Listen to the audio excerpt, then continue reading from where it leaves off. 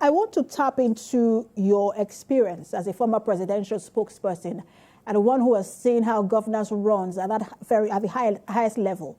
Because some people are insinuating that the governor, Fubara, may have signed this resolution out of duress, that he probably was coerced into signing this agreement.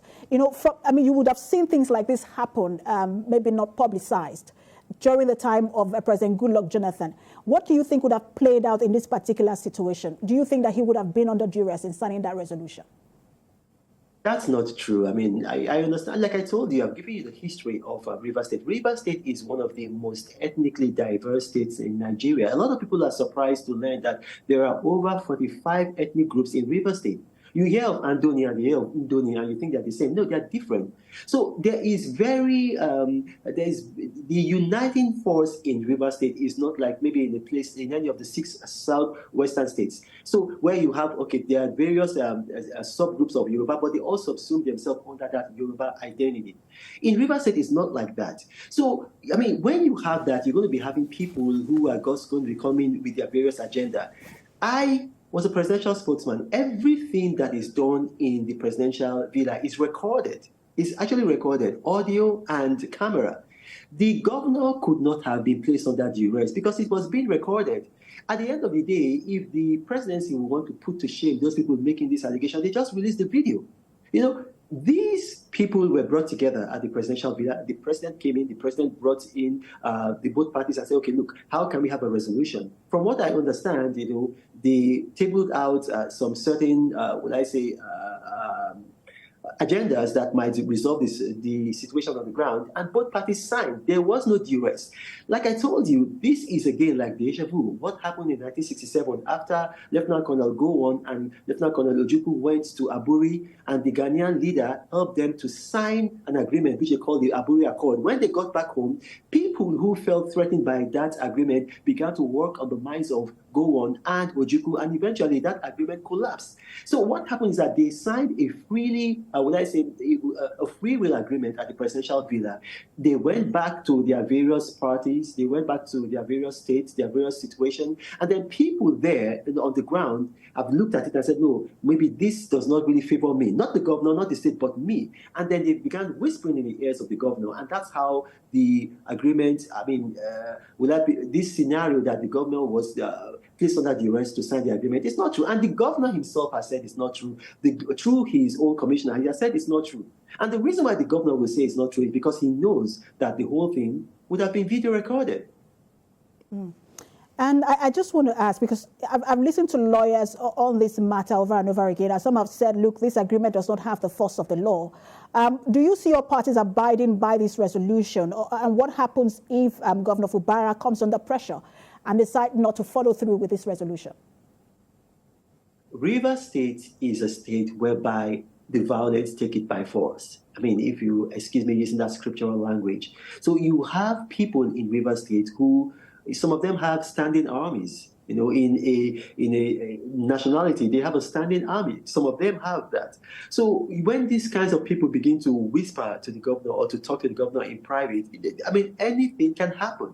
What I would recommend to the administration of President Bola Ahmed Tinubu is that, look, they should get back to the governor and say, okay, you signed this agreement, a free will agreement. Are you now not happy with it? If you're not happy with it, can you tell us behind the scenes, the press is not here, what parts of this agreement you're not happy with, so that maybe we can talk to the other dramatic person, in this case, RenoOmokri, and see if he can bend over backward to accommodate you.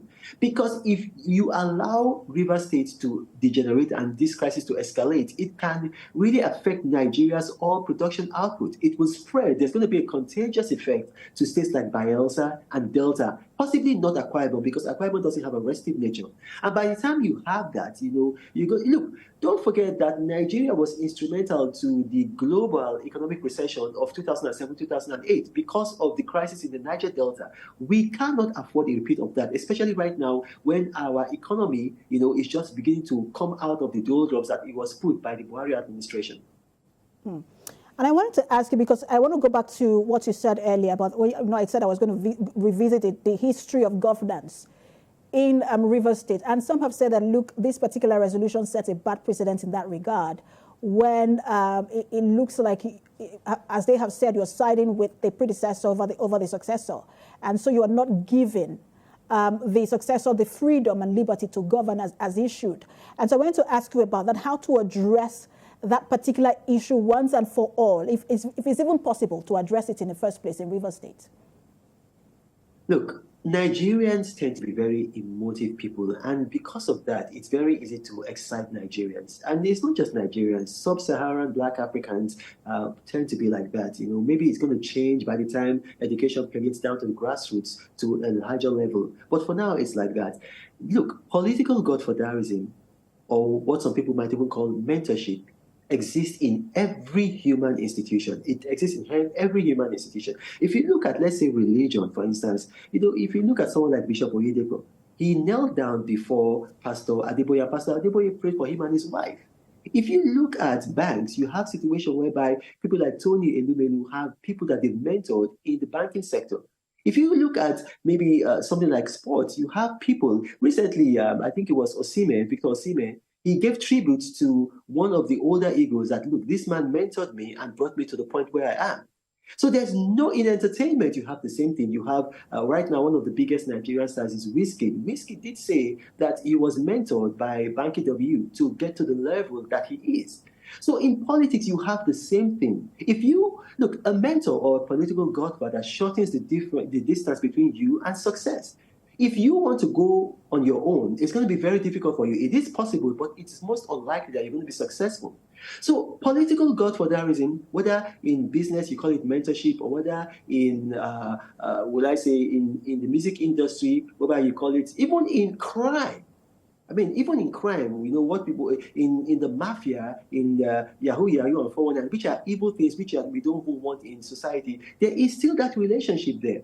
So when Nigerians begin to say, no, we're going to kill political godfatherism, who was the political godfather of Muhammadu Buhari? Muhammadu Buhari would not have gotten to the position of presidency if not for Bola Ahmed Tinubu. So it is a fact of life. If you look at even in scripture, for example, if you look at even in scripture, there was, would I say, that kind of mentorship relationship. You had Elijah and you had Elisha. You had Saul and you had Samuel. So it is a fact of life. And people have to understand that. Now, the only way that we can really, would I say, resolve these kinds of crises is if we can look at a loci where it works very well, and that is the Southwest.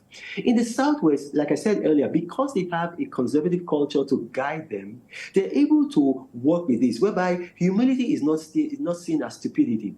Now, when you have a political godfather, you know, a political godfather, I mean, also, you do not have to be overbearing.